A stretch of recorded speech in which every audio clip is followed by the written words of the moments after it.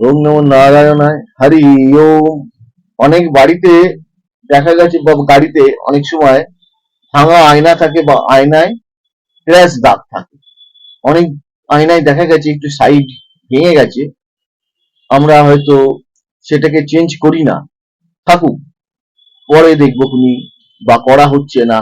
এইরকম আয়না যদি আপনারা বাড়িতে রেখে দেন তাহলে কিন্তু চন্দ্রগ্রহ খারাপ হবে এবং শুক্র গ্রহ খারাপ হবে। যদি আপনার চকে ভালো থাকে তবেই সেটাকে আরো খারাপ হতে আরম্ভ করবে, আর যদি খারাপ থাকে তাহলে কিন্তু আরো খারাপ হতে আরম্ভ করবে। এই জায়গাগুলোকে আপনারা ঠিক করবেন এবং পরিষ্কার ভাবে রাখবেন। এবং যদি কোনো রকম ঝুল বা কোনো রকম একটা দিকে ধরুন পাড়া যেটাকে বলে উঠে গেছে, আবজা হয়ে গেছে, এই ধরনের আয়না আপনারা কখনোই বাড়িতে ব্যবহার করবেন না। তাতে আপনার জীবনের অশুভ প্রভাব আপনারা নিজেরাই নিয়ে আসবেন।